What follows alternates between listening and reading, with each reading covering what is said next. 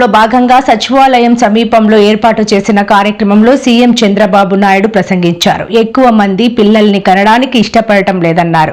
వ్యయం పెరగడం, సరైన ఆదాయం లేకపోవడం జనాభా పెరుగుదలకు సమస్యగా మారిందన్నారు. ఆర్థిక ఇబ్బందుల కారణంగా జనాభా తగ్గుదలకి ప్రధాన కారణం సమ్మిళిత వృద్ధే జనాభా పెరుగుదలకు సరైన మార్గమన్నారు. పిల్లల కోసం ఎక్కువ ఖర్చు అవుతోందని యువత భావిస్తోందని తెలిపారు.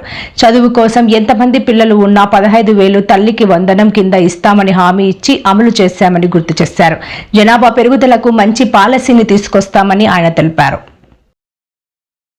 ఇప్పుడు భారతదేశం అగ్ర రాజ్యాలతో పోటీ పడుతుంటే మన దేశంలో బలమైన మానవ వనరులే కారణం. ఒకప్పుడు మన యొక్క మనుషుల్ని మనం ఒక్కసారి ఆలోచించుకుంటే ఎక్కువ జనాభా ఉన్నారు, ఈ దేశం అభివృద్ధి అవుతుందని ఆలోచించే పరిస్థితి నుంచి ఆ జనాభాని మనకు ఒక పెద్ద అడ్వాంటేజ్ గా మారే పరిస్థితికి వచ్చింది.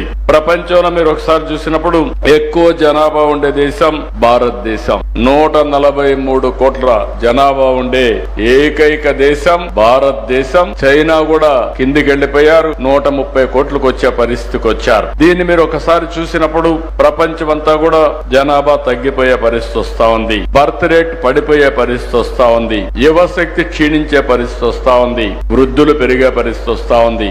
ఏ దేశమైతే ఏజింగ్ ప్రాబ్లమ్స్ వస్తాయో ఆ దేశంలో గ్రోత్ ఆగిపోతుంది. ఇంకొక పక్క మీరు చూస్తే భవిష్యత్తులో చాలా సమస్యలు వచ్చే పరిస్థితి వస్తాయి. అందుకే ఈ రోజు మనం అందరం కూడా ఆలోచించుకోవాల్సిన అవసరం ఉంది. ఈ రోజు ఒక్కసారి ఫెర్టిలిటీ రేట్ ప్రపంచం అంతా చూస్తే మీకు అవగాహన వస్తుంది. అమెరికా